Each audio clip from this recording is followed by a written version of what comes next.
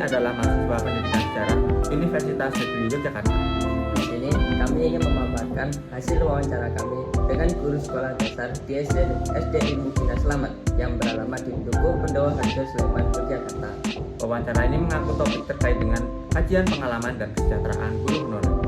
Tugas ini dibuat untuk memenuhi tugas mata kuliah sejarah Nisa. Selamat menyaksikan.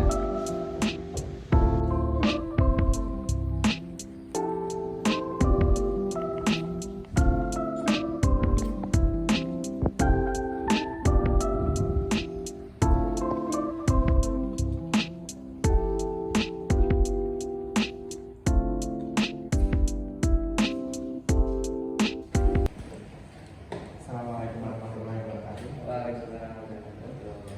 Saya Aristi Andiatama. Saya Ramadan. Kami mahasiswa dari Universitas Negeri Yogyakarta Prodi Pendidikan Sejarah ingin mewawancarai Bapak sebagai bentuk tugas akhir dari sejarah Nisa. Sebelumnya boleh perkenalkan nama Bapak terlebih dahulu. Nama saya Nabil Muhammad, usia 29 tahun. Sekarang saya bekerja di SD swasta, SD Ilmu Bina Selamat atau biasa dibilang SD IPS.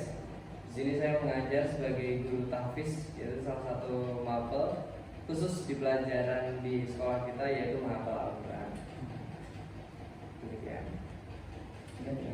Kami di sini ingin mewawancarai Bapak terkait dengan materi kajian pengalaman dan tingkat kesejahteraan guru honorer. Oke. Bisa dimulai dari pertanyaan pertama. Silakan. Pertanyaan yang pertama yaitu mengapa Bapak tertarik menjadi guru honorer dan sudah berapa tahun Bapak menjadi guru honorer? Ketertarikan pertama karena dunianya kan saya masuknya ke dunia pembelajaran, ketemunya dengan anak-anak kecil yang usia 12 tahun ke bawah gitu, anak SD lah gitu kan. Ya itu salah satu kesenangannya di situ, bisa bertemu dengan anak-anak, berkomunikasi, belajar bersama, kegiatan sehari-hari bertemunya dengan anak-anak gitu. Jadi gimana ya? Ya salah satu kesenangannya adalah bisa menjalin pembelajaran ini, ketemu dengan anak-anak yang dunianya sangat spesial ya, kalau kita bisa tahu ya. Selama ini kan kita sebelum masuk sekolah paling ketemunya di TPA atau tetangga-tetangga doang gitu kan. Sekarang bisa bekerja bareng dan tiap hari ketemunya yang anak-anak yang dunianya tuh masih lucu-lucunya gitu. Gitu. Kemudian di sini juga saya masuk pertama tuh sebagai guru olahraga awalnya. Berjalan selama 3 semester. Kemudian setelah itu ada pembaruan untuk guru dan ada pembaruan dalam pembelajaran. Jadi saya dialihkan untuk mengajar tahfiz, yaitu menghafal Al-Quran khususnya di juz 30 awal dan akhir untuk kelas atas. Jadi ya salah satu kebahagiaannya di situ, bisa gimana ya, berinteraksi dengan anak-anak itu ya harus dirasakan sendiri. Mungkin ada kelebihannya di situ. Oke. Selanjutnya dari saya, dengan pertanyaan kedua, bagaimana pendapat Bapak tentang kebijakan terhadap guru honorer ya untuk masa ini? Oke, untuk kebijakan guru honorer, mungkin yang paling kerasa itu untuk guru-guru yang honorer di negeri ya. Karena mereka untuk kebutuhan gaji dan lain-lainnya itu kan atas kebijakan sekolahnya, dan pendapatan mereka juga kan untuk sekolah itu full hanya dari bos saja, tidak ada pendapatan dari siswa dan lain-lain. Kalau untuk saya pribadi, untuk guru honorer di sekolah swasta ini ya alhamdulillahnya sudah cukup lah untuk standar UMR untuk di Jogja itu sudah cukup. Karena dari swasta pasti ya meskipun untuk gaji pokoknya juga masih di bawah rata-rata ya. Perlu disebutin nominal ya? Bisa ya? Ya kalau untuk nominalnya aja, untuk bulanannya itu gaji pokoknya itu cuma 400.000. Itu untuk bulanan. Tapi untuk gaji totalnya kan ada pemasukan dari tunjangan-tunjangan, kemudian reward, ada juga dari ekstra dan lain-lain. Jadi begitu. Kelebihannya ada dari ekstra dan tunjangannya itu. Selanjutnya, silakan. Untuk pertanyaan selanjutnya, bagaimana dirasakan Bapak terkait dengan kesejahteraan yang Bapak alami sebagai gubernur? Ya, untuk akhir-akhir ini, tahun-tahun terakhir ini udah lumayan membaik ya.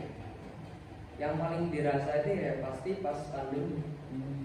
Karena waktu dulu pandemi 2019, 20, 21 itu ya pure kita nggak dapat pemasukan dari ekstra, nggak dapat pemasukan dari tunjangan hadir dan reward segalanya, jadi ya hanya mendapatkan gaji pokok saja. Kalau sekarang ya tergantung kebijakan sekolah soal ekstra dan lain-lain, karena dari situ pemasukan lebihnya kita dapat sebagai guru.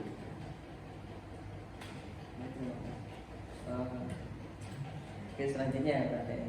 Selanjutnya, apakah ada kendala kinerja yang Bapak alami ya selama sebagai guru honorer di sekolah ini? Kendala pasti ada ya, ya kayak mungkin transport karena kita perjalanan lumayan jauh. Kemudian kendala lainnya itu apa ya? Ya permasalahan-permasalahan yang biasa terjadi di sekolah, kayak mungkin gaya tangkap anak kan tiap anak beda. Sedangkan kita kan pembelajaran tiap harinya itu klasikal, nggak bisa personal mengajarkan satu. Jadi ya seperti itu. Jadi kendalanya hanya soal pembelajaran yang nggak bisa merata, karena pemahamannya juga tidak bisa merata. Sedangkan saya pembelajarannya mengampunya pelajaran yang harus bisa menghafal secara merata, itu menghafal Al-Quran secara merata. Jadi kendalanya di situ sih. Kalau secara teknisnya, kalau non teknisnya ya apa ya? Ban bocor termasuk kendala kan? bisa jadi. Gitu. Oke, lanjutnya. Pertanyaan selanjutnya, berdasarkan pengalaman Bapak, apakah ada kesan yang dirasakan Bapak sebagai guru honorer? Kalau kesannya, ya kalau kesannya ya gak jauh soal gaji sih sebenarnya. Karena itu tadi, selama gajinya itu oke, kalau misalnya ekstrakurikulernya juga lagi berjalan dengan bagus. Kalau lagi nggak berjalan dengan bagus ya kita dapat apa yang kita udah kerjakan aja. Ya kendala selanjutnya ya alhamdulillahnya di sekolah kita udah terfasilitasi dengan baik sih untuk pembelajaran. Segala kegiatan pasti tersupport dengan baik juga. Kalau untuk saya pribadi itu aja. Pertanyaan yang terakhir, adakah saran dan harapan Bapak terhadap regulasi guru honorer ke depannya? Oke. Regulasi berarti berhubungan dengan kedinasan ya. Dari dinas kan sekarang udah ada berbagai macam bantuan untuk guru ya. Apalagi yang non PNS atau non P3K, yaitu ada sertifikasi dan fasilitasi. Sertifikasinya itu biasanya untuk guru-guru yang sudah melakukan saya kurang tahu mungkin kegiatan apa, dan itu untuk ada penyetaraan gaji dari pemerintah. Nah untuk fasilitasinya yaitu guru-guru non PNS juga yang mendapatkan tambahan gaji bulanan dari pemerintah. Nominalnya itu variasi, ada yang sekitar 500 sampai 600 ribu. Nah harapannya dari untuk regulasinya ya itu, untuk yang fasilitasi saya berharapnya sih lebih dipermudah untuk guru-guru yang baru-baru nih, yang baru masuk, untuk dapat fasilitasinya itu tidak dipersulit gitu loh. Terus diberikan secara merata, nggak cuma untuk guru-guru yang sudah berpuluh-puluh tahun bekerja baru dapat fasilitasi, tapi juga untuk guru-guru ya yang mungkin 2-3 tahun sudah mulai bekerja juga dapat haknya itu juga.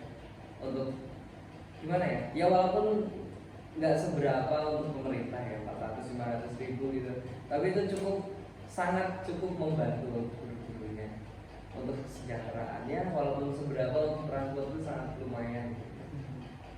Ya pengennya itu aja.